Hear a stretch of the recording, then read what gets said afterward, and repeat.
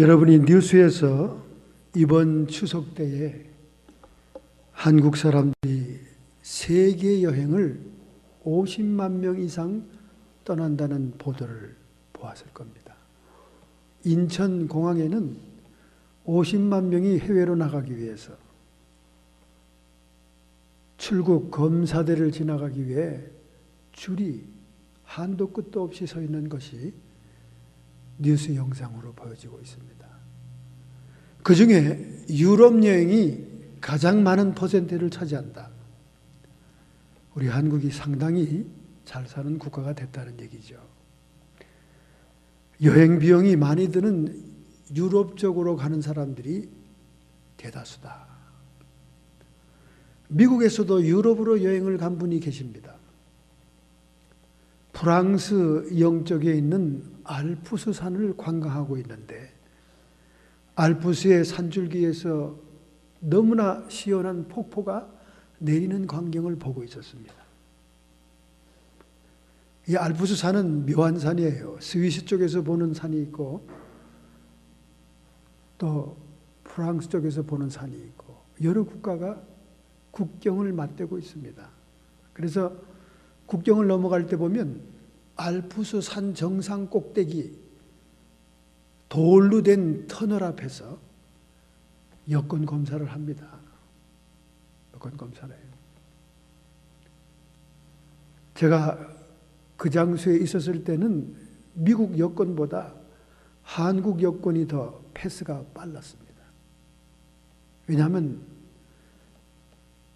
미국에 대한 적대적인 테러와 사람들이 많아가지고 미국 여권을 가진 사람들은 굉장히 심사가 까다롭더라고요.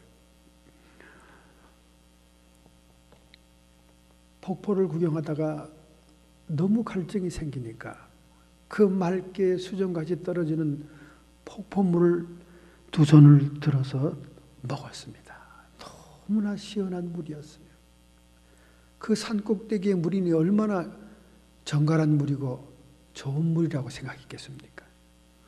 근데 그 물을 마시고 돌아서면서 이렇게 나오는데 보니까 그 폭포 근처에 편말이 써 있는 거예요. 포이즌. 그리고 큰 대문자로 X를 써놓은 거예요.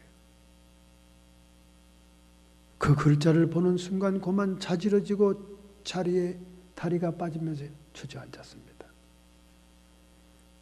갑자기 창자가 녹아내리는 것과 같은 이상한 느낌이 들기 시작하더니 아픔이 밀려오는 거예요. 복통이 터지고 떨어져 나가는 것 같습니다. 숨을 쉴 수가 없는 겁니다. 그래서 쓰러져서 손을 흔드니까 옆에 왔던 일행들이 막 달려왔어요. 아니 어떻게 된 겁니까? 저 표지판을 가리키면서 저걸 보라고. 사람들이 보니까 전부 다 포이즌 X로 되어 있거든요. 그 물속에 독이 있으니까 먹지 말라는 뜻으로 X가 딱 있는 거야 그 말이죠. 그러니까 황급히 거기 안내하는 가이드에게 에머전시 차량을 부르도록 해서 그 근처에 병원에 들어가게 되었습니다. 온몸을 뒤틀고 얼굴은 창백해져 있고 이제 막 숨 넘어가는 죽어가는 사람의 모습을 하고 있는 그 앞에 의사가 가운을 입고 나타나더니 빙그레 웃는 겁니다. 제가 이런 환자들을 수없이 많이 만나고 있습니다. 그러니까 주변에 있는 친구들이 아니 그게 무슨 말인가 하고 영문을 몰라 하니까 가이드가 번역을 해 주었어요. 그 팻말은 프랑스 말로 포이송 X, 포이송, 낚시를 금지한다. 그런 뜻이라는 거예요. 그 얘기를 듣고 나니까 그렇게 심하던 통증이 싹 사라져버리고 숨 넘어가는 심장이 멈출 것 같더니 갑자기 평안해지기 시작한 거예요. 여러분, 우리 사람은 어쩔 수 없이 선입관에 또는 고정관념에 매일 수밖에 없는 약한 존재입니다. 그래서 요즘 드라마나 영화도 이런 선입관이나 고정관념을 깨트리는 영화여야 젊은 사람들에게 인기 있어요. 영화가 반전이었거나 또는 역발상적인 시나리오가 아니면 젊은 사람들이 흥미 없어 합니다. 그냥 평범하고 그냥 밋밋한 일상을 그리는 그런 영화들은 재미없어 해요. 요즘 10대 애들이 보는 괴기 영화들 보면요, 어른들은 너무 참혹해서 못 봅니다. 끔찍해서. 근데 그걸 막 재미있어 하고 막 야호 하면서 막 극장 안에 박수 치면서 보는 10대들이에요. 왜냐하면 워낙 무지막지한 게임에 그들의 생각이 젖어 있기 때문에 그래요. 그러니까 역발상이나 반전이 없는 영화는 안 봅니다. 반전이 어떤 겁니까? 그냥 죽자 사자 영화 처음부터 끝까지 범인을 추적하던 그 형사 가운데 범인이 있는 거예요. 이런 반전이 있어야 그 영화 재미있고 잘 됐다 그러죠. 우리 성경에도 하나님께서 이 반전을 숨겨놓습니다. 역발상을 숨겨놨어요. 무릎을 치죠. 여러분 모세 생각해 보세요. 모세가 그 부모님들에게 낳음 해산할 당시 히브리인들의 남자들은 다 죽이라는 산파의 명령을 받지 않습니까? 바로의 명령을 받잖아요. 그래서 산파들이 죽이진 못하고 하나님의 백성들이니까 두려워하고 얼마나 고통을 합니까?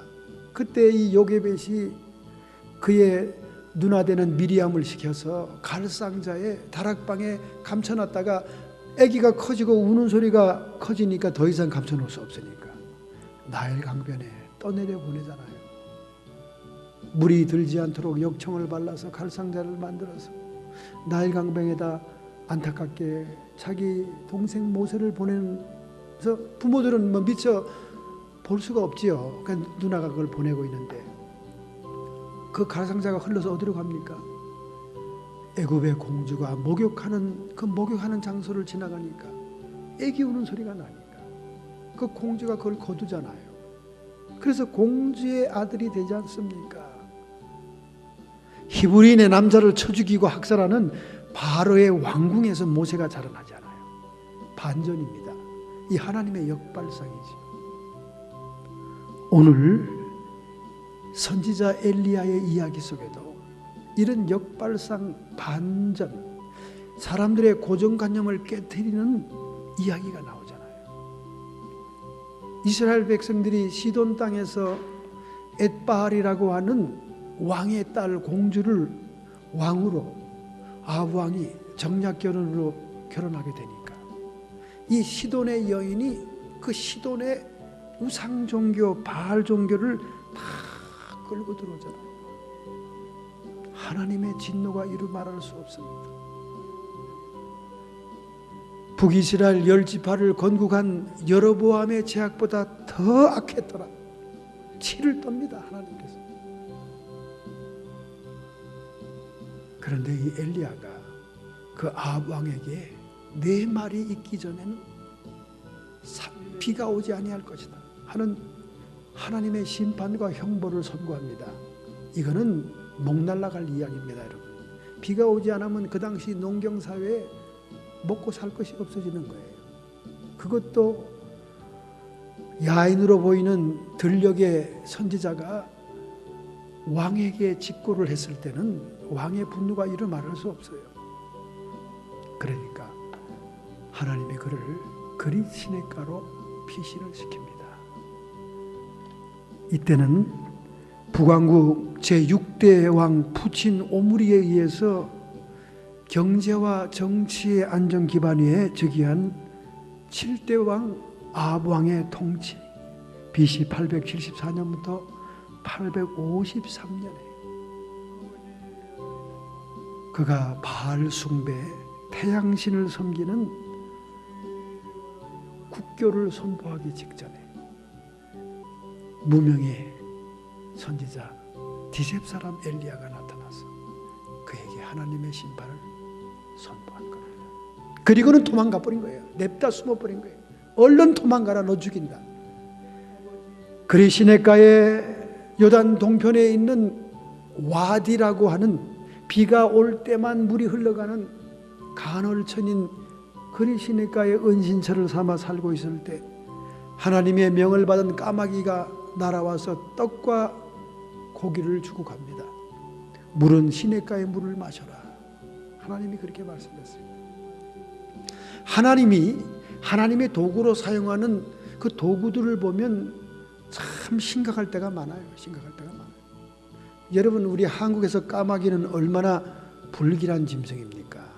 우리 할머니가 그렇게 신앙이 좋고 기도를 하루에 10시간, 10시간 이상 하는 그런 할머니인데도 그 농장과 복숭아 가수원과 기도원과 과수원을 같이 했어요. 거기 고아원도 같이 있었고, 농장이 굉장히 큽니다. 아주 기름진 옥토에 그 옆에는 큰 강이 흘러갔어요. 정말 강과 어우러진 풍성한 농장입니다. 근데 그 농장에 까마귀 떼가 앉잖아요. 그러면 이런 작대기를 가지고 와서 막 소리를 치면서 까마귀 떼를 막 흐트러뜨립니다. 우리 할머니의 고정관념 속에는 이 까마귀는 재앙을 가져오는 흉조라고 생각하기 때문에 잠시도 자신의 밭에 있지 못하게 쫓아버려요. 정말 까마귀는 구약 성경에도 부정한 짐승이라 그럽니다. 왜냐하면 새들 중에 가장 탐욕이 많아요. 개걸스럽게 먹습니다. 여러분, 후리회 고속도로 가다 보면 까마귀 죽은 거 많이 봤죠? 왜 까마귀들이, 다른 새는 죽은 시체가 없는데 까마귀는 시체가 있을까요? 후리웨이에 차에 치여 죽인 고양이, 개, 이런 쥐, 다람쥐 같은 짐승들이 죽어 있으면 그걸 먹겠다고 내려와서 파먹다가 그 탐욕과 식탐이 많아가지고 자동차가 오는데도 끝까지 먹고 있다가 치여 죽는 거예요. 이런 까마귀를 통해서 떡과 고기를 날라줬다. 이게 하나님의 능력이죠. 자기도 먹기 바쁘고 자기도 먹으려고 하는 탐욕이 많은 것들을 이용한다고 말이야, 하나님의 도리. 그래서 이 까마귀가 부정한 새인데도 종종 하나님의 도구로 쓰임 받으니까 이제 성경을 읽은 하나님을 섬기는 사람들은 까마귀를 좋은 새로 여깁니다. 그래서 미국에는 크로우, 까마귀를 길조로 여겨요. 미국 사람들은 까마귀를 절대 재수없는 새다 이렇게 생각 안 합니다. 까마귀가 오면 좋아해요. 우리 한국 사람은 까마귀는 아주 질색이잖아요. 까치는 좋아요. 까치는 손님이 온다, 좋은 소식을 전달한다, 이런 어릴 때부터 생각이 있는데 미국 사람들은 까마귀를 아주 좋아합니다. 왜? 성경에 하나님께서 까마귀를 잘 도구로 썼기 때문에. 하나님의 명을 받은 까마귀는 자기 먹기도 바쁜 그 떡과 고기를 물어다가 엘리야를 먹인 거예요. 그런데 거리 시냇가가 마릅니다. 비가 더 이상 오지 않으니까 말라 비틀어져요. 가뭄이 드니까. 그때 하나님이 엘리야에게 말하잖아요. 이제는 시돈 땅으로 가라. 거기에 내가 너를 공개할 사렙다 과부를 준비해놨다. 그렇게 얘기합니다. 여기에 반전이 있는 거예요. 시돈 땅에 종교가 들어와서 이스라엘 백성을 타락시키고 있는 겁니다. 시돈 땅의 종교, 바알 종교, 태양신을 섬기는 바알 종교 때문에 지금 하나님의 심판을 받고 있는 거예요. 그런데 바로 그 본거지 시돈 땅으로 엘리야 선지자 가라 그러는 거예요. 이스라엘의 택한 백성도 아니고 하나님을 믿는 백성도 아니고 이방 땅에 있는 가장 가난하고 대접할 것이 없고 비천하기 짝이 없는 보호자가 없는 과부, 그에게 가라는 거예요. 이 하나님이 쓰시는 동어는 너무 어떨 때는 엉뚱하잖아요. 시돈 땅으로 가라는 것조차도 역발상이지요. 우리 한국 속담을 인용한다면 호랑이 굴에다 집어넣는 겁니다. 이스라엘 백성들에게 나쁜 영향을 주고 타락하게 우상 숭배하게 하는 그 시돈 땅에 종교가 발생하고 거기 출신은 이사벨이 왕후가 되어서 하나님의 진노를 가져오게 하고 있는데 하나님의 종 선지자는 오히려 그 땅으로 보낸 거예요. 거기 이방 여인을 택했습니다. 저는 중학교 때 막 성경에 불이 붙어가지고 막 성경이 꿀만 같고 막 성경이 좋아가지고 하루 진종일 성경을 독파하는 때가 중학교 때 1, 2학년 때였어요. 그때 저는 여기 지나가다가 참 하나님을 원망했습니다. 아니 세상에 지금 광경을 보세요. 나무를 줍고 있어요. 과부가 나무를. 나 물 좀 다. 물에야 뭐 얼마든지 줄 수 있죠. 그 물 뜨러 가려고 그러니까 그 떡도 좀 한 조각 달라고. 배고프다고. 그러니까 이 과부가 뭐라 그럽니까? 나는 떡이 없습니다. 집에 한 움큼의 밀가루밖에 없고 조금의 기름밖에 없는데 우리가 마지막 떡을 만들어 빵을 만들어 그것으로 내 아들과 먹고 그 후에는 우리가 굶어 죽을 것입니다. 없어도 그렇게 없는 사람에게 엘리야를 보내다니. 저는 이 중학교의 어린 심정에 그때 한창 사춘기 반항기 아닙니까? 하나님한테 반항하는 마음이 드는 거예요. 아니 좀 넉넉하고 여유 있고 좀 풍부하고 귀족 부인도 많을 것이고 부자들도 많을 것인데 해필 애기 볼태기에 밥풀을 떼먹지 어떻게 이렇게 먹고 죽을 마지막 양식을 가지고 있는 과부에게 엘리야를 보내냐 그 말이에요. 그 어린 생각에 얼마나 하나님이 참 무자비하게 생각했던지 참 그때는 성경을 읽다가 딱 덮어버렸습니다. 영적인 지각이 없어 그렇죠. 이 하나님의 섭리를 깨닫지 못해서 그렇죠. 하나님이 쓰시는 도구는 막다른 골목에 다다른 사람들입니다. 왜 그런지 아세요? 하나님은 필요한 것은 물질이 아니에요. 하나님은 믿음이 필요한 거예요. 물질이 아무리 많아도 믿음이 없으면 엘리야 같은 선지자를 정으로 대접하지 않습니다. 무슨 홈리스 미친개기가 하나 왔나 이렇게 생각하고 멸시하죠. 더군다나 부자 귀족 부인 같은 사람 말이나 섞겠어요? 엘리야가 저 물 좀 그러면 한번 힘껏 아래 위로 스캔 한번 해보고는 그냥 가죠. 말도 대꾸도 안 하고. 그러니까 예수님께서 나사렛 동네 자기의 고향 동네에서 자기가 메시아임을 선포합니다.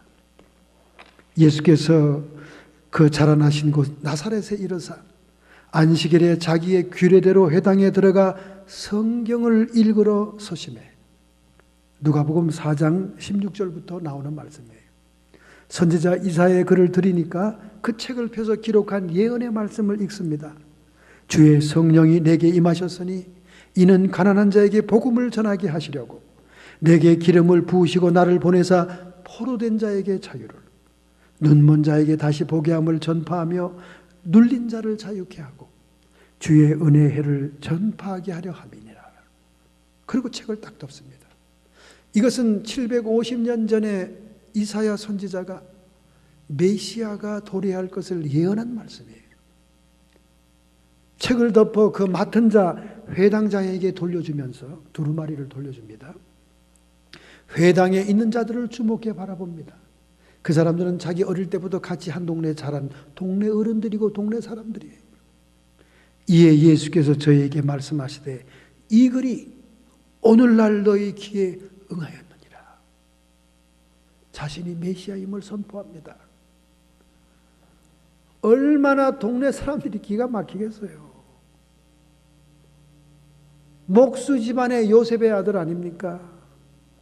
목숨은 그렇게 그 당시에 귀한 직업은 아니었어요. 저희가 다 그를 증거하고 그 입으로 나오는 바 은혜로운 말을 귀히 여겨 가로되 이 사람이 요셉의 아들이 아니냐? 느닷없이 자기가 무슨 메시아냐? 메시아기는 하늘에서 왔다고 하는 게 말이 무슨 말이냐?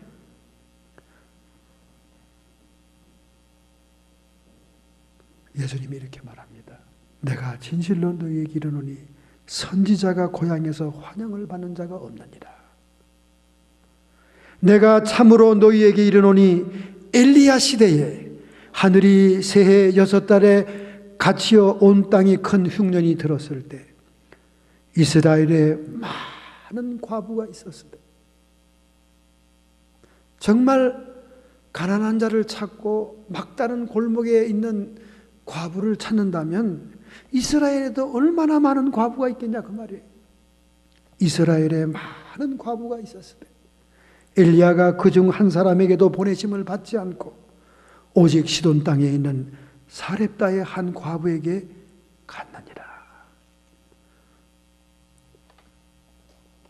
믿음이 있는 여인을 찾았다는 거예요. 그가 이방 여인일지라도 그에게 갔다는 것입니다. 할렐루야. 그러므로 여러분, 오늘날 쓰임을 받는 사람은 모든 것이 갖춰진 사람이 아니에요. 정말 이제는 굶을 수밖에 없는 절박한 사정에 있는 사람일지라도 하나님을, 그를 감동하시고 그를 붙드시고 하나님의 도구로 쓸 수 있음을 보여주는 반전의 드라마입니다. 할렐루야. 자, 3년 6개월 동안 이스라엘이 가뭄이 들잖아요. 여러분, 이 가뭄은 바알 종교, 태양신인 바알을 징벌하는 데는 이것만큼 좋은 벌이 없습니다. 그들이 믿었던 태양 아닙니까? 그 태양이 뜨거운 열을 발하면서 비 한 방울 내리지 않으면 곡식이 익질 않는 거예요. 먹을 양식이 떨어지는 겁니다. 이런 징벌을, 이런 하나님의 말씀의 약속을 이루어 달라고 엘리야 선지자가 기도를 한 거예요. 성경 야고보 5장 17절에 저가 비 오지 않기를 간절히 기도한즉 3년 6개월 동안 땅에 비가 오지 아니하니라.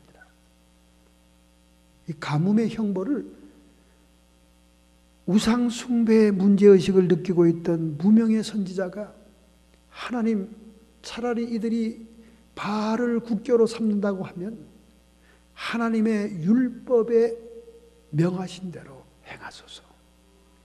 율법을 가지고, 말씀을 가지고 하나님께 기도한 겁니다. 말씀에 어떻게 기록이 됐습니까? 신명기 11장 16절 17절입니다. 너희는 스스로 삼가라. 두렵건대 마음에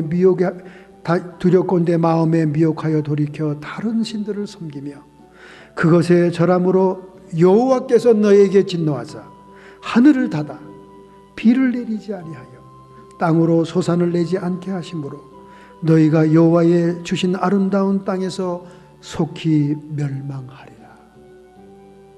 성경에 이렇게 기록이 되어 있어. 가나안 땅에 들어가는 백성들에게 모세가 이렇게 설교한 겁니다. 그뿐입니까? 그 전에 율법에 레위기 26장 18절부터 20절에 너희 죄를 인하여 내가 너희를 7배나 더 징치할지라. 내가 너희의 세력을 인한 교만을 꺾고 너희 하늘로 철과 같게 할 것이며 너희 땅으로 놋과 같게 하리니 너희 수고가 헛될 것이다. 땅은 그 산물을 내지 아니하고 땅의 나무는 그 열매를 맺지 못하리라.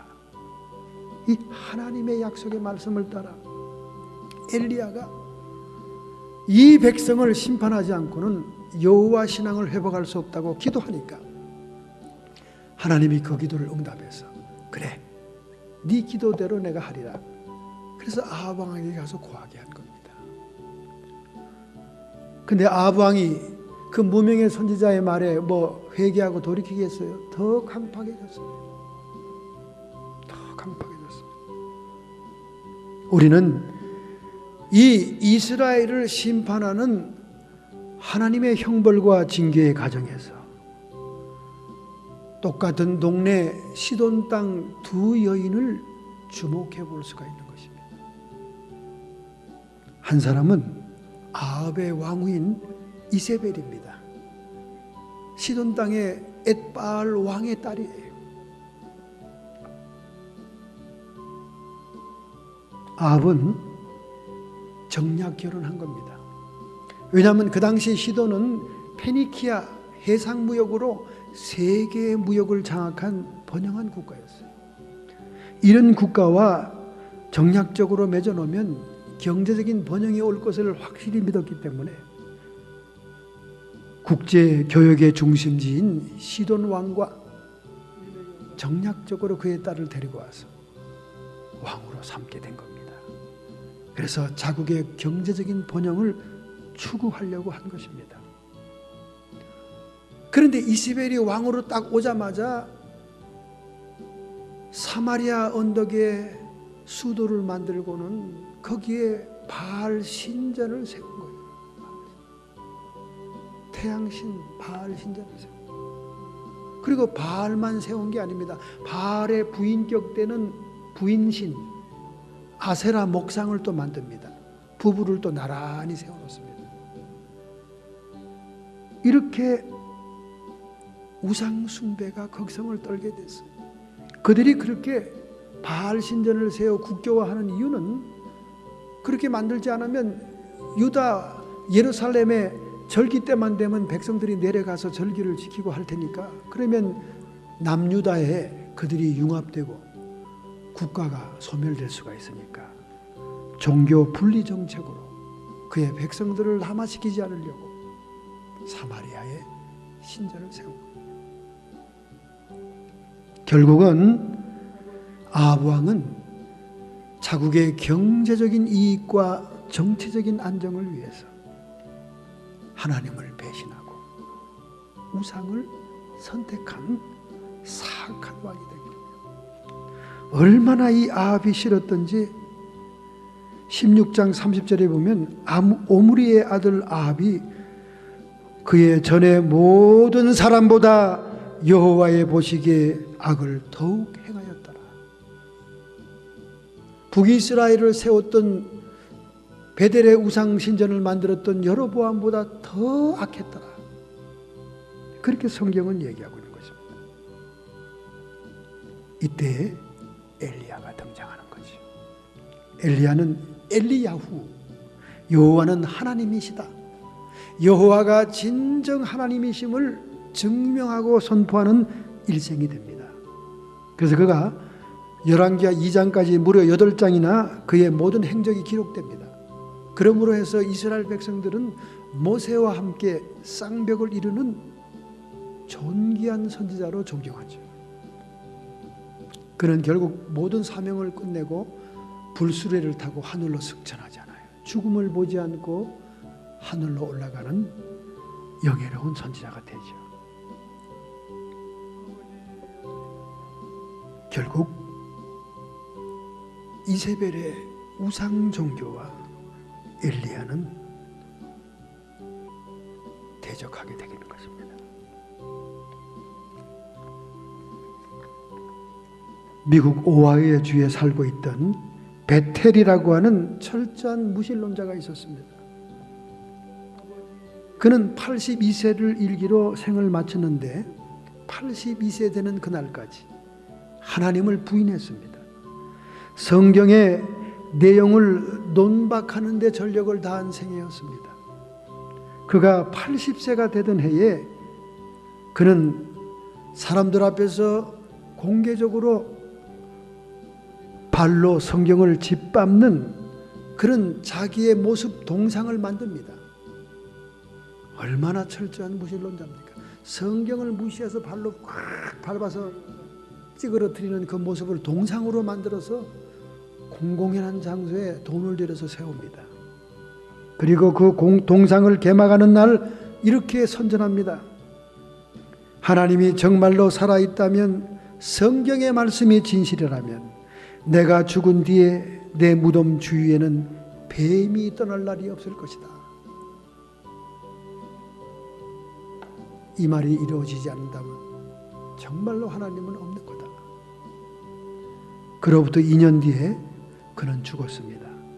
그는 노스 벤톤에 위치한 한 묘지에 묻힙니다. 그 베텔의 장례식 날 그 묘자리에는 이미 커다란 뱀 한 마리가 또아리를 치고 있었어요. 그 뒤로 무덤이 세워진 그 후에 뱀은 날이 갈수록 숫자를 더해가기 시작합니다. 그래서 그 묘지 관리원은 그 뱀을 쫓기 위해서 매일매일 사투를 합니다. 뱀을 죽이기도 하지만 그 많은 뱀을 죽일 수 없으니까 뱀이 싫어하는 약을 뿌리면서 흩어버리려고 애를 씁니다. 그 후에 그 지방을 여행하는 사람들은 그가 노골적으로 성경을 멸시하고 하나님을 무참하게 짓밟는 그 동상을 구경하고 난 다음 그 동상에 써 있는 비문대로 내 묘지에 뱀이 떠나지 않을 것이다. 그 뱀 구경하는 거예요. 사람들이 관광지가 됐어요. 그 무덤 주위에 뱀들이 막 바글바글한 겁니다. 지금까지도 뱀 구경하러 글로 사람들이 모여든다는 거예요. 하나님은 살아계십니다. 오늘이나 내일이나 영원토록 주님은 동일하시오. 영원히 존재하시는 것입니다. 얼마나 이 아합 왕이 노골적으로 하나님을 대적했는지 500년 만에 여리고성을 재건축합니다. 그런데 분명히 여호수아 6장 26절에 여호수아는 여리고성이 무너진 것을 바라보면서 이 여리고 성터는 두 번 다시 재건할 수 없을 것이다 예언합니다. 그리고 또 저주를 내려요. 여호수아 6장 26절에 여호수아가 그때 맹세로 무리를 경계하여 가로되 이 여리고성을 누구든지 일어나서 건축하는 자는 여호와 앞에서 저주를 받을 것이니라. 그가 기초를 쌓을 때는 장자를 잃을 것이요 문을 세울 때는 계자를 잃으리라. 하나님의 저주받아 무너지고 가나안 정복의 기초를 열은 여리고성을 다시 세우는 자는 이런 저주를 받는다고 그랬습니다. 지금까지 성지순례 가면 여리고성은 무너진 채로 있어요. 아무도 건축을 못합니다. 근데 이 아합 시대에 베델 사람 히엘이 왕의 후원을 받아가지고 여리고성을 재건축을 시도합니다. 노골적으로 하나님의 종들의 마을을 대적하는 거죠. 저가 16장 34절에 나옵니다. 그 시대에 베델 사람 히엘이 여리고를 건축하였는데 저가 그 터를 쌓을 때에 맏아들 아비람을 잃었고 그 문을 세울 때 말제 아들 수굽을 잃었으니 여호와께서 눈의 아들 여호수아로 하신 말씀과 같이 되었나이다. 여호수아의 저주가 임했다는 거예요. 이렇게 멍청한 짓을 합니다. 하나님을 저버리고 우상을 숭배하면서 하나님 시대에 모세와 여호수아의 말씀을 정면으로 대적하여 여호수아 여리고성을 재건축할 때 그들은 500년이 지나도 하나님의 말씀이 성취되는 것을 눈으로 보게 됩니다. 그 후에 여리고성은 지금까지 무너진 대로 그대로 있습니다. 이처럼 같은 시돈 땅의 여인이지만은 이세벨은 바알 우상 종교를 끌고 들어와서 하나님의 백성들을 도탄에 빠뜨리고 타락에 빠뜨리고 결국은 이스라엘 나라가 멸망당하도록 한 여인이다 그 말이에요. 여기에 맞춰 아합 왕은 자신의 정치적인 안정과 경제적인 번영을 위해서 처가의 국제적인 무역을 혜택받기 위해서 하나님을 배교하고 우상을 선택했다라는 말입니다. 여러분은 이세벨 같은 여인이 아니겠죠? 두 번째입니다, 여러분. 두 번째 구절에 말씀을 보면 17장 9절입니다. 너는 일어나 시돈에 속한 사르밧으로 가서 거기 유하라. 내가 그곳 과부에게 명하여 너를 공개하게 하였느니라. 대접하고 같이 일용할 양식을 주게 했다 그 말이에요. 여러분 가뭄의 때 아닙니까? 모든 나라들이 기근에 빠진 때입니다. 그 중에도 시돈 땅에 가장 극빈자, 보호자가 없는 과부 아닙니까? 그것도 아들 하나 데리고 사는 과부 아니에요.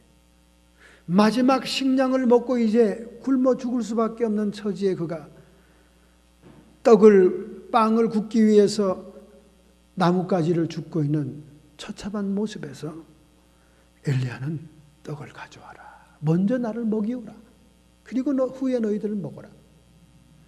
하나님이 말씀하기를 너희 밀가루통에 밀가루가 마르지 않고 기름통에 기름이 떨어지지 아니하리라. 어떻습니까, 여러분? 여러분 같으면 아이고요, 그렇고 말고요, 그러면서 기쁨으로 내놓겠습니까? 이게 어떤 미친 헛지랄 같은 소리를 하고 있네 진짜. 홈리스로 떠돌아다니면 고이 다녀. 지금 내 새끼가 굶어 죽게 생겼어. 여러분 어떻게 생각하세요? 한번 곰곰이 여러분 자신을 생각해 보세요. 여러분의 새끼입니까? 이름도 안면도 없는 행색도 허술한 선지자입니까? 어떡하겠어요, 여러분? 이스라엘에도 그런 믿음이 없기 때문에 이방 우상의 땅 시돈 땅까지 하나님이 그를 보내서 그 여인의 집에 유숙하게 하고 그의 공개를 받게 하는 겁니다. 이런 믿음이 쉬운 믿음이 아니에요. 자기의 마지막 식량을 하나님의 종에 드리고 드린다. 이거 참 보통 신앙이 아닙니다, 여러분. 이런 마음이 여러분에게 있기를 바랍니다. 그냥 간절히 바랄 뿐이죠. 그런데 그 말씀대로 순종했더니 정말 하나님의 말씀대로 양식이 풍성해지고 그 양식이 끊어지질 않았어요. 식구가 늘었는데도 안 끊어졌습니다. 그러다가 그만 그가 의지하는 아들이 병에 걸려 앓다가 죽어버렸네. 여러분 같으면 어떤 생각이 들까? 아이고 참 재수도 더럽게 없네. 이상한 인간이 하나 나타나더니 결국 우리 새끼가 죽는구나. 얼마나 원망하겠습니까? 그런데 이 과부의 태도를 보세요. 엘리야를 원망하지 않았습니다. 엘리야를 원망한 것은, 엘리야에게 브레임한 것은 다른 게 아니라 왜 나로 하여금 죄를 생각하게 합니까? 거룩한 사람, 하나님의 신이 함께하는 사람, 하나님의 종이 그와 거처하고 있으니까, 하나님의 거룩한 종이 있으니까 그가 죄를 깨닫게 한다 그 말이에요. 어때요, 여러분? 여러분 새끼가 만약에 병들고 죽으면 누구를 원망하겠어요? 정말 재수 없는 것이 다락방에 와서 씩씩거리고 자더니 코를 고고 자더니 우리 집에 이런 화가 임했다고 펄펄 뛸 거 아니에요. 아마 불 피우던 나무 작댕이를 끌고 다락으로 올라가서 막 자는 엘리야를 깨워서 동구 밖으로 내보내 버릴 겁니다, 여러분. 그런데 자기 탓이라고 그러잖아요. 내 죄를 생각해 하십니까? 내 죄 때문에 내 아들이 죽었습니다. 할렐루야. 오늘 여러분과 제가 성령이 조명하시고 하나님이 깨닫게 해줘야 죄가 깨달아지고 회개가 되는 것처럼, 하나님의 신을 모시고 있는 선지자가 함께 그 집에 유하고 있었기 때문에 이런 재난과 환난을 당했을 때 사렙다 과부는 자기의 죄값이라고 생각한 거예요.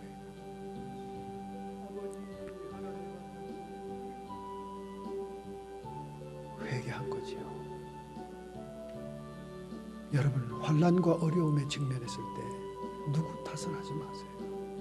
여러분의 시선을 바깥으로, 희생양을 찾지 마세요. 그건 세상 사람들의 수법입니다. 내 책임을 다른 사람에게 전가시키려고 하는 것은 그건 세상 사람들의 수법이에요. 오히려 자기의 가슴을 친 거예요. 남의 가슴을 친 게 아니라 자기 가슴을 친 거예요. 내 죄값이라고. 그러니까 하나님이 역사하기 시작하잖아요. 다락방에 올라가서 그 아이를 데리고 와서 간절히 기도하는 모습, 그 시체에 자기 막 몸을 3번씩이나 엎드리면서 간절히 기도하죠. 하나님, 내가 이렇게 신세를 지고 사랑의 빚을 졌는데 이 아이를 죽게 하면 되겠습니까? 여호와께서 엘리야의 소리를 들으심으로 22절, 아이의 혼이 몸으로 돌아오고 살아난지라. 할렐루야. 그를 안고 다락에서 내려가니까 그 어머니가 얼마나 기뻐합니까? 여인이 엘리야에게 이르되, 내가 이제야 당신은 하나님의 사람이시요 당신의 입에 있는 여호와의 말씀이 진실한 줄 알겠습니다. 정말로 자기의 신앙을 고백하지요. 자, 여러분, 이스라엘 백성을 제쳐놓고 그 바알 종교의 원산지인 시돈 땅에서 믿음이 있는 이방 여인을 하나님이 택합니다. 그 여인은 어떤 태도를 가지고 있었습니까? 그는 첫 번째, 마지막 식량을 주의 종에게 대접할 수 있는 믿음이 있었어요. 마지막 식량을. 이거 쉬운 일 아닙니다, 여러분. 정말 쉬운 일 아니에요. 한 청년이 어릴 때부터, 주일학교 때부터 믿음을 가진 청년이 있었습니다. 그런데 막상 청년이 독립하고 난 다음, 부모의 품을 떠나고 난 다음 혼자 살아가고 있는데 여러 가지 어려운 일들이 많이 생기게 되었습니다. 그때 그는 주일학교부터 믿었던 하나님을 찾게 되었어요. 그의 방에서 간절히 하나님께 기도합니다. 하나님, 나의 이 곤경과 환난을 거두어 주시옵시고 하나님이 살아계심을 알게 해달라고 기도합니다. 그런데 마음 깊은 데서 하나님의 감동의 소리가 들렸어요. 하나님께서 역사하시게 하라. 하나님께서 역사하시게 하라 하는 소리가 들린 거예요. 아니, 지금 자기가 하나님께서 역사해서 도와달라고 기도하는데 그 음성은 하나님이 역사하게 하라 하는 음성이 들린 거예요.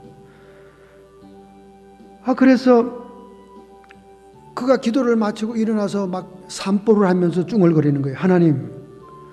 하나님이 역사하시도록 하는 말을 무슨 말인지 내가 이해할 수가 없습니다. 그래서 이해할 수가 없으니까 자기 집 벽에다가 자기가 종이로 알파벳 하나하나 써서 붙였습니다.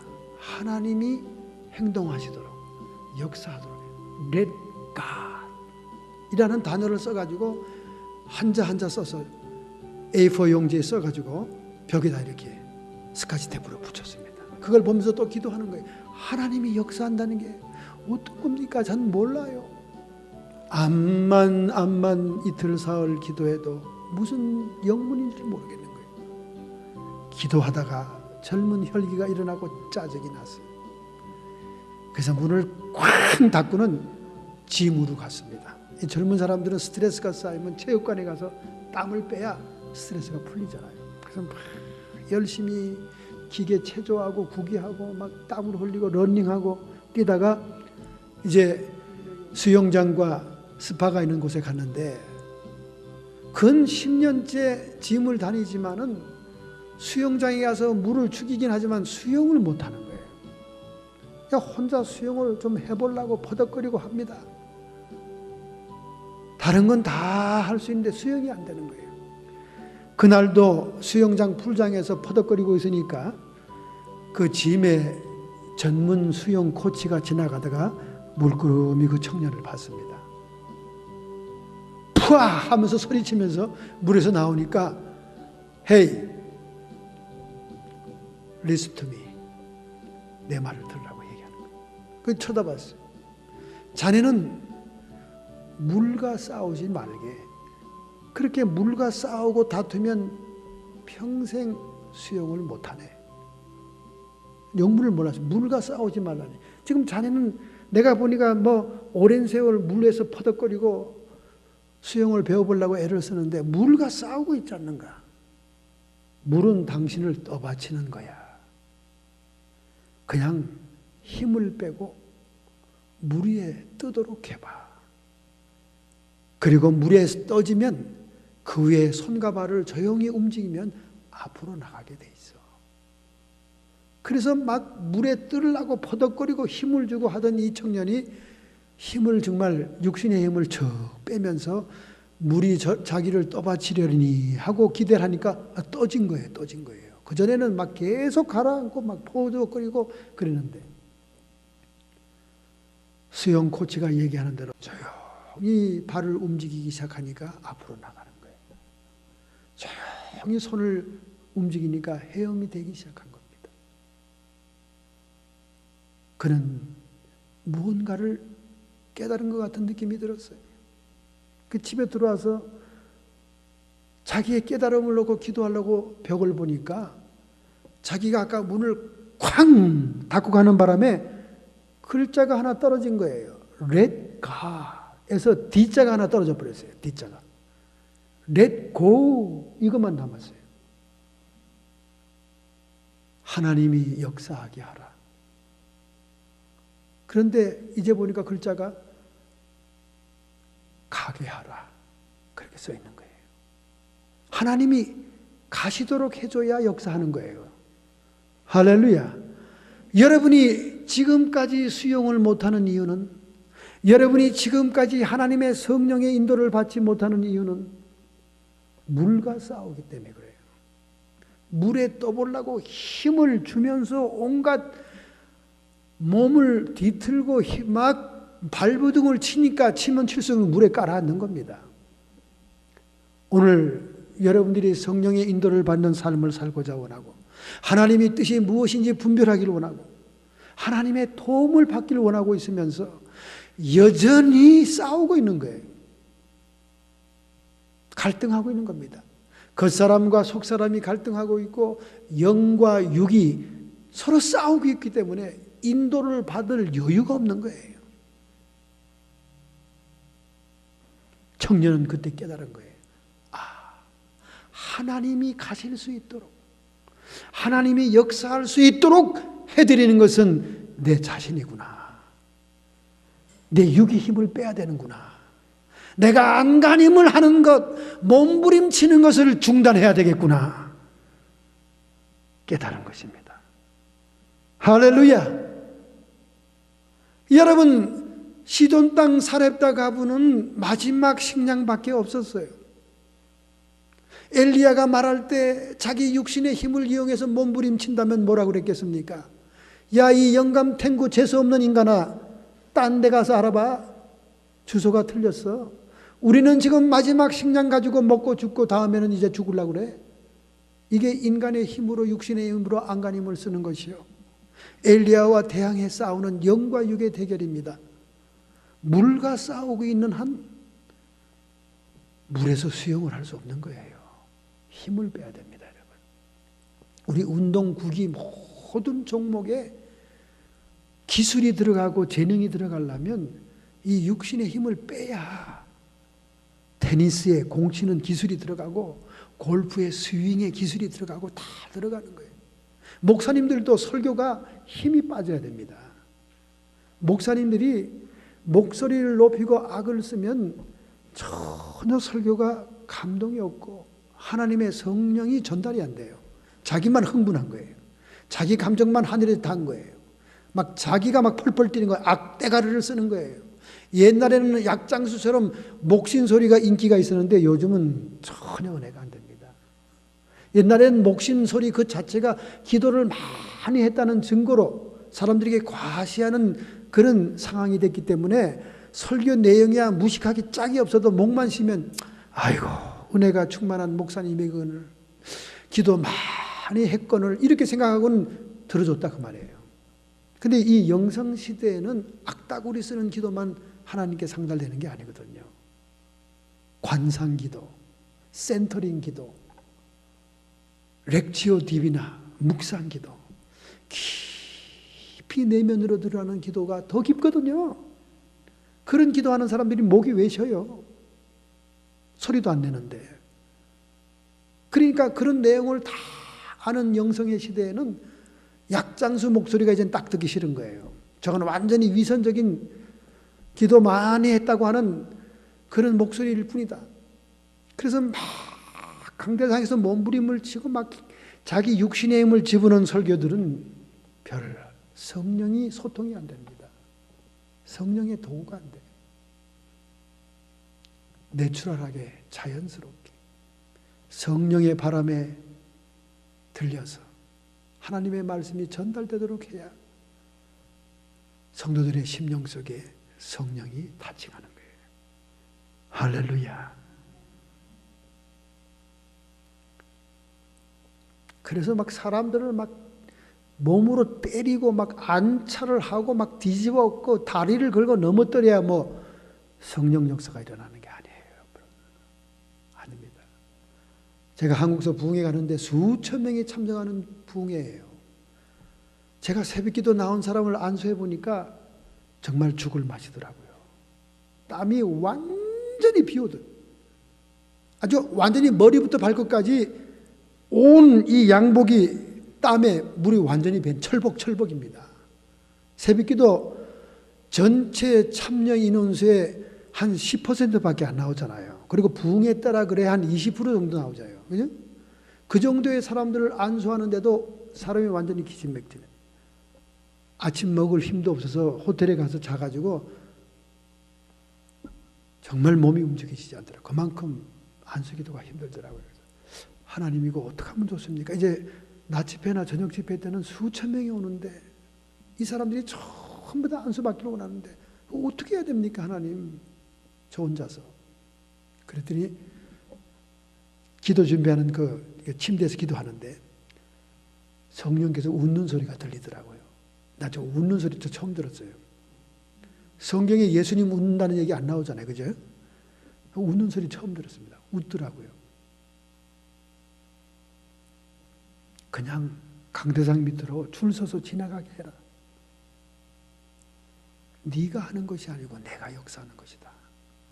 할렐루야. 이야, 해방됐습니다. 나 죽는 줄 알았는데 이제 수천 명을 어떻게 안수합니까? 죄다 안수, 끝까지 안수받고 가겠다고 안 가요. 줄 서가지고. 첫날 저녁 집회하는데요, 안 가요. 그래서 새벽 몇 시까지 했다니까, 2, 3시까지. 그 다음에 그냥 새벽기도 그냥 했어요. 안 가요, 안 가. 안수 받겠다니까 줄 서서 기다립니다. 근데 성령께서 가르쳐준 대로 하니까 너무나 쉬운 거예요.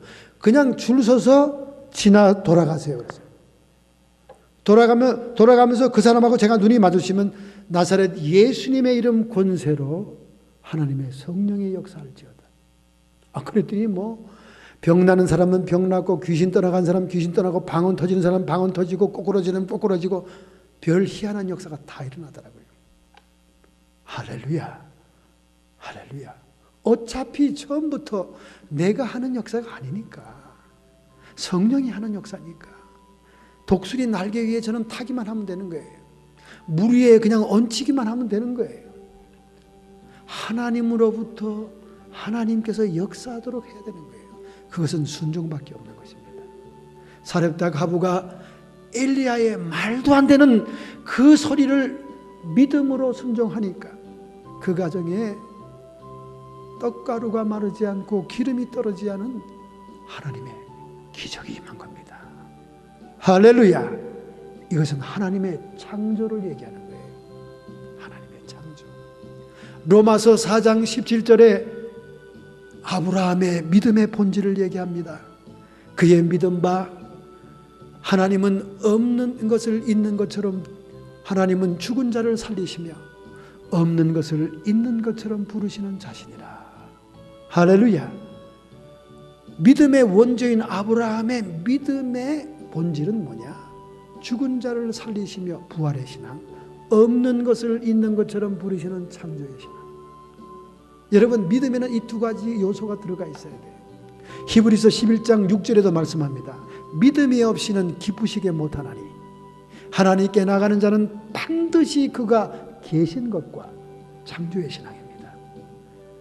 천지를 창조하고 천지가 창조되기 전부터 계신 분, 계신 것과 그를 찾는 자들에게 상 주시는 이심을 믿어야 할지니라. 하나님께 나와 약속을 가지고 기도하고 찾는 자들, 그리고 하나님의 나라와 의를 구한 자들, 이 땅에서도 축복과 고난이 있지만은 내세의 보상이 기다린다 그 말이에요. 그 내세까지 가려면 부활해야 되잖아요. 믿으면은 반드시 두 양면이 창조의 신앙과 부활의 신앙이 있습니다.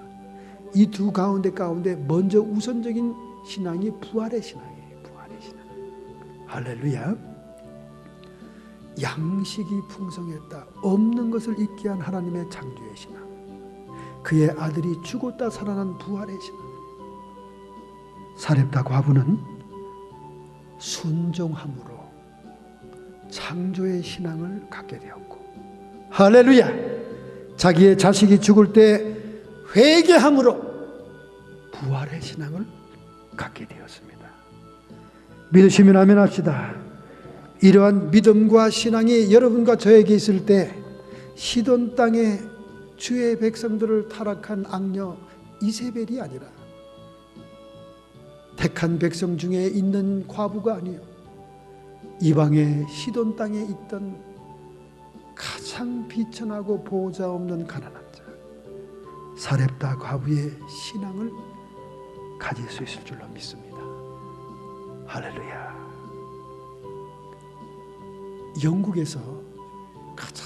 영국이 전성기를 누리던 시대는 빅토리아 여왕 시대입니다.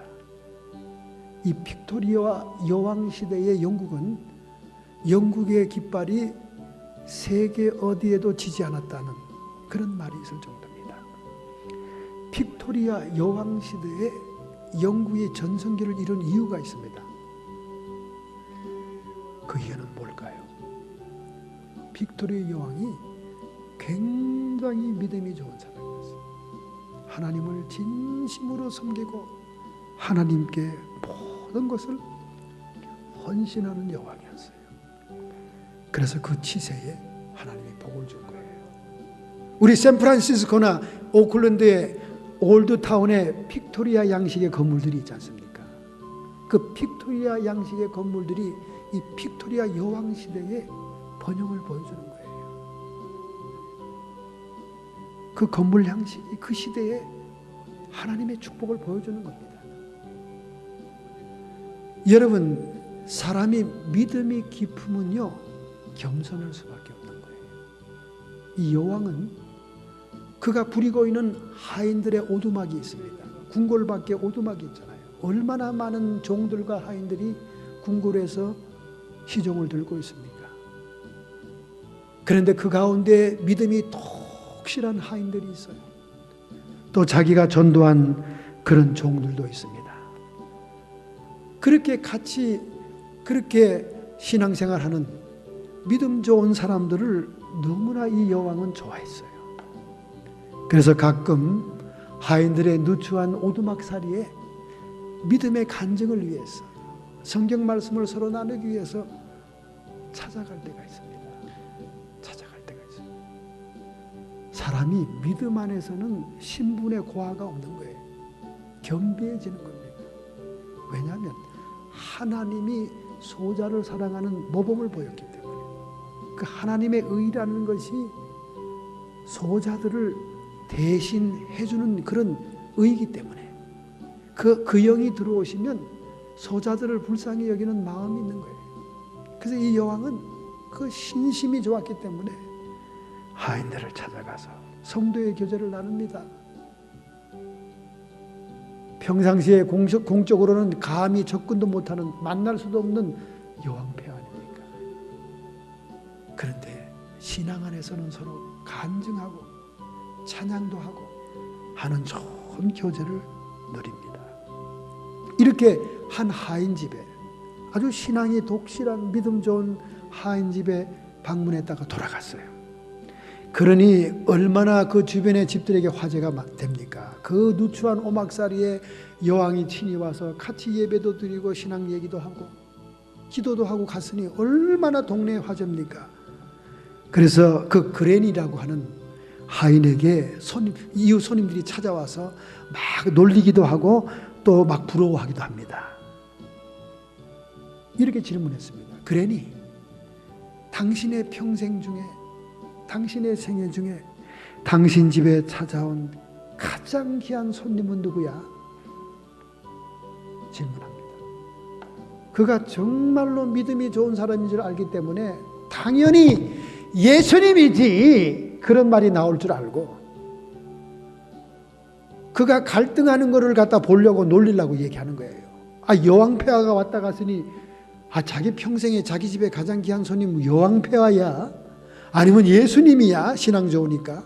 그걸 놀려보려고 이웃들이 물어본 거야. 당신 집에, 이 누추한 집에 오신 손님 가운데 가장 높은 사람은 누구였어? 짓궂죠, 동네 사람들이. 그랬더니 이 그랜이라고 하는 하인이 조용히 눈을 감고 있더니 이렇게 말합니다. 그거야, 여왕 폐하지. 전부 다 하고 실망하는 소리를 하는 거예요. 틀림없이 그 입에서 예수님이지 당연히. 이 얘기가 나올 줄 알고 기다리고 있었는데 여왕 폐하지. 그러니까 할 수 없구나. 그럼 그렇지 뭐. 예수만 잘 믿어봐야 뭐 여왕 폐하가 더 낫겠지. 이렇게 숙득숙득 사람들이 그러는 거예요. 아니 당신이 늘 찬송하고 영광을 돌리는 예수님은 어디 가고? 누가 돌직구로 바른 말을 하는 거예요. 그랬더니 이 그레니는 빙긋이 웃으면서 예수님은 손님이 아니야. 우리 집에 항상 계시는 우리의 가족이시야. 여러분 가정에 예수님은 손님이십니까? 여러분 가정에 예수님은 게스트입니까? 이 그레니 하인처럼 여러분 가정에 예수님이 여러분이 항상 모시고 살고 있는 여러분의 가족이라면 사렙다의 과부처럼 얼마든지 순종도 할 수 있고 회개도 할 수 있고 하나님의 뜻을 위해서 자기를 드림으로 하나님의 영광을 볼 수 있는 창조의 신앙과 부활의 신앙을 가진 사람임이 맞습니다. 할렐루야! 오늘 이러한 신앙이 여러분에게 가득 차기를 결단하고 결심한다면 여러분의 가슴에 손을 얹기를 바랍니다. 하나님 아버지, 시돈 땅 출신의 두 여인이 있었습니다. 한 여인은 세상의 부귀영화를 누리고 그리고 왕의 정략 결혼을 통해서 정치 안정과 경제 번영을 위해서 하나님을 떠나 여호와 신앙을 버리고 배교하여 태양신인 바알 숭배의 신앙으로 타락한 이사벨이 있는가 하면 이스라엘 백성의 과부도 아니요 오직 이방 땅 시돈에 여호와의 신앙을 가진 과부 사렙다가 있사오니 하나님, 저희들도 이 신앙을 본받게 하여 주옵소서. 하나님께서 명하신다면 순종할 수 있도록 우리의 육신의 힘을 버리게 하여 주옵소서. 내가 무엇을 어떻게 해보겠다는 마음을 버리게 해 주옵소서. 하나님 성령으로 하여금 일하시게 하게 해 주옵소서. 우리 하나님 성령이 렛고할 수 있도록 일하실 수 있도록 저희들이 순종의 통로가 되기를 원합니다. 하나님 아버지, 또한 우리에게 환난이 닥치고 절망이 오고 괴로움이 올 때 다른 누구를 탓하는 것이 아니라 자신의 가슴을 치며 회개할 수 있는 이 여인의 마음을 본받게 하여 주심으로 저희들에게 창조의 신앙과 부활의 신앙을 갖게 하여 주옵소서. 그리하여 예수님을 통하여 그의 믿음이 칭찬되고 나사렛 사람들과 유대 사람들을 회개시키는 하나님의 도구가 또 되었던 것처럼 저희들도 이러한 믿음으로 남은 생애를 살기를 결단하고 결심합니다. 감당할 수 있는 하나님의 능력이 이 시간 저희들에게 임하여 주시옵소서. 나사렛 예수의 이름 권세로 명한다. 성도의 육체와 정신의 역사는 모든 질병들은 그 뿌리채 뽑혀서 이 시간 떠나가고 물러갈지어다. 여호와 라파 치료의 하나님이 주의 천사들과 함께 우리를 치료하시느니라. 우리의 마음속에 평안을 주옵소서. 불안과 공포와 인간관계의 불화와 여러 가지 많은 초조한 마음들이 사라지고 성령 안에서 생명과 평안이 넘치는 마음 되게 해 주옵소서.